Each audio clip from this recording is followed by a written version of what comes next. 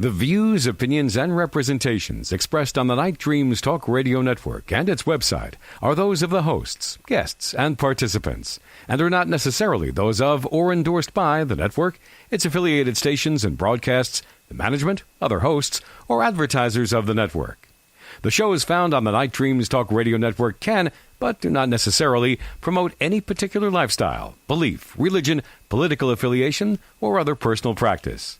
These shows are for entertainment purposes only and are not intended to treat, diagnose, and or claim any cure of disease or condition or give any medical or legal advice. Please check out the Night Dreams Talk Radio website at www.nightdreamstalkradio.com. Also, if you want to keep our show free of advertising, just hit the donate button. Give a buck or two.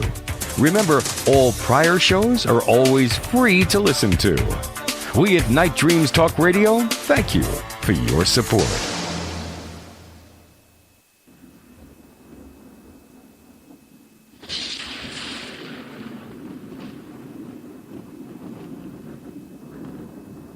Your Saturday paranormal psychic and ghost hunter on Night Dreams Talk Radio Network, James Creachbaum. Good evening, everyone. I hope you're having a great weekend, and happy to have you all here. Hope you're listening in. And, hey, let me get right into the news. A lot going on, same stories I've been covering. And here we go. Well, guess what? 2 donkeys, yes, 2 donkeys were attacked and killed by wild animals in Kentucky. Now, this is also, it happened about 5 miles from where the 5 llamas were killed, attacked and killed just a week ago. So now we've got something on the loose. We don't know what. The owners think that it's more than one animal. They think it's 2 or 3 big animals. Officials think it's some kind of cat. We don't know what it is. Could it be a bear?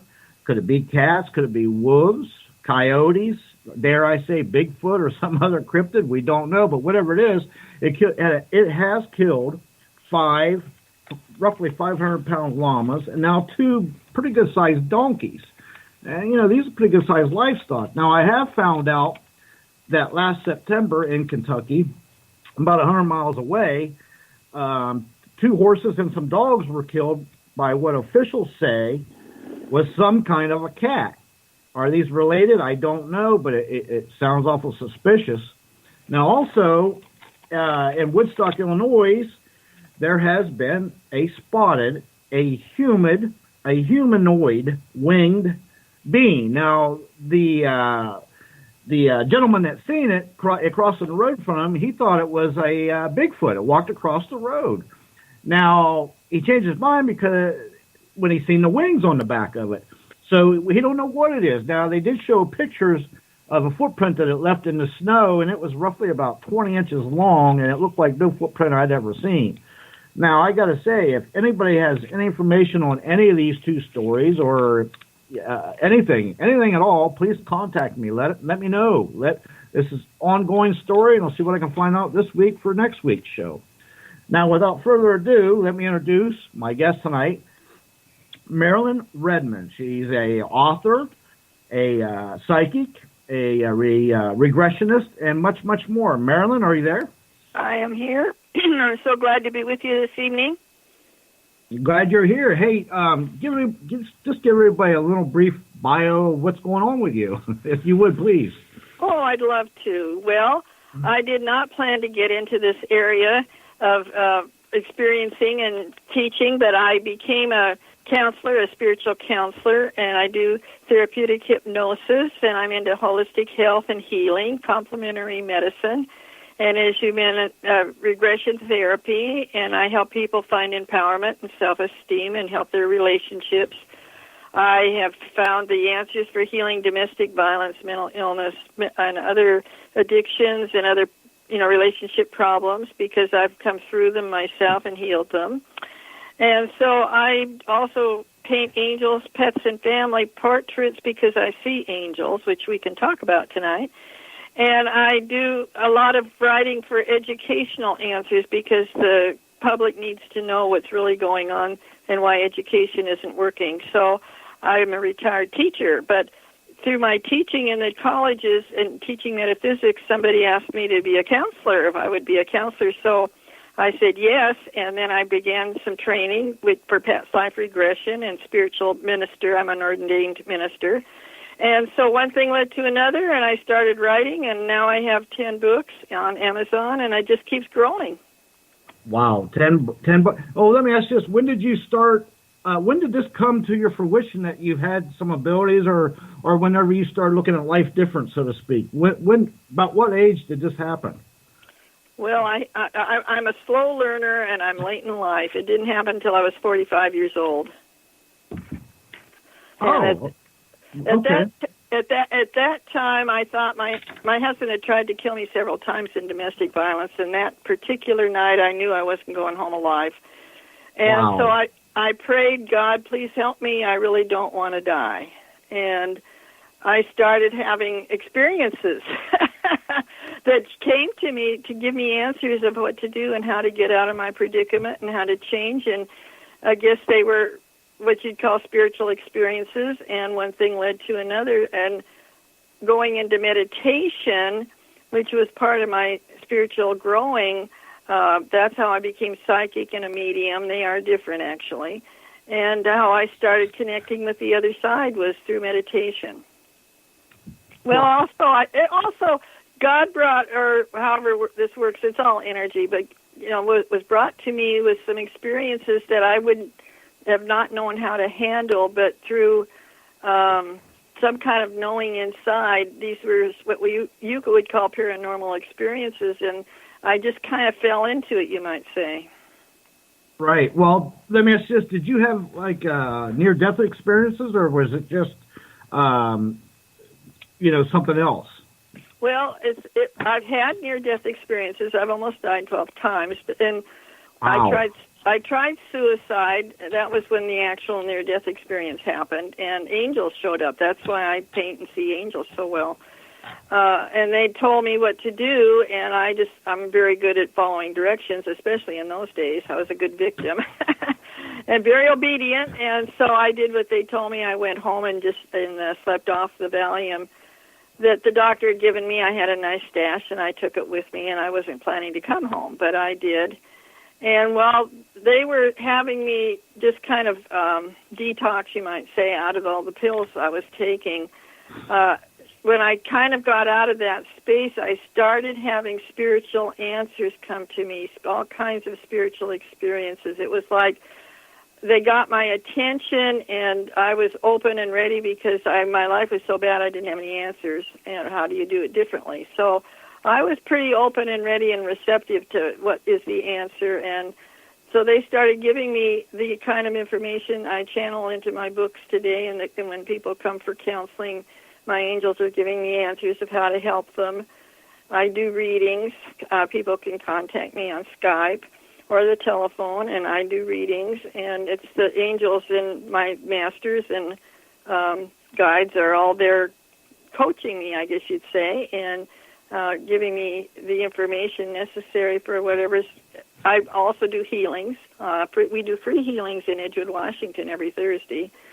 So the angels and all the spiritual entities around us are always with me and provide all my information and guidance today. Well, let me ask you this. So you had a near-death experience, or there was some trauma or something, or you was trying to commit suicide, and that's when you kind of had an epiphany, when the angels saved you or saw you or communicated to you, and is that what happened, or am I seeing this wrong? Well, it kind of was a series of things. It wasn't kind of just all at once. Okay. The first thing, well, I don't know. I've had so many things, but in my later years, when I was a child growing up and various things happened, and I didn't understand that it was coming from the other side. And so when I went off our car slid off in ice at the Grand Canyon, and we went off the cliff. And as soon as we were leaving the side of the road off into the canyon, I felt hands hold the car and turn us very slowly upside down. So as we slid off the road onto a piece of land that was jutting out from the side of the canyon about 40 feet down, and we were turned so slowly that we landed in the snow upside down, and the snow cushioned us, and so we landed very without any. The car got smashed in. It was a station wagon, but wow. Everybody walked out of that accident without a scratch, and the ranger was scratching his head. He says, "We've never had an accident like this where everybody walked out without being hurt." But when the car was turning, I felt six pairs of hands holding that car and turning us and protecting us from just going kerplop. And I knew somehow immediately that we were in the hands of the angels. And when I tried suicide, I got to see my angels. That was the first time I actually saw them. And they started giving me information, instructions, and how to handle things. And so from that period on, I've had this really great communication and connection. Wow, so you was going over the Grand Canyon. Exactly. Wow. So that had to be, go ahead.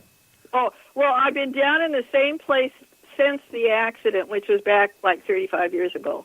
Mm-hmm. I've been down in the same place, and they actually changed the road so you can't, this was ice and snow in January, just before the first of the year. We were on Christmas vacation from teaching, and they literally changed the road because of that, so nobody else would be so close to the edge without a shoulder that they would go off the cliff. So when we were on the road going down that spot, immediately my energy, this is where the accident happened, but the road's in a different place.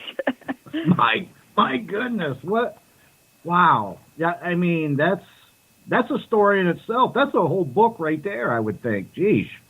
Well, I am writing a book with all these experiences. I've had a radio show, a couple of them, and I was sharing my angel stories on one of my shows. They're now on YouTube, and I couldn't get all my stories into an hour, so I decided that I'd put my stories into a book. So I'm working on it right now, in fact. See that? I knew that. I'm just kidding. I'm just joking with you. So that was 35 years ago when that happened. Is that what did I catch that right? Yeah, it was. I was still teaching school.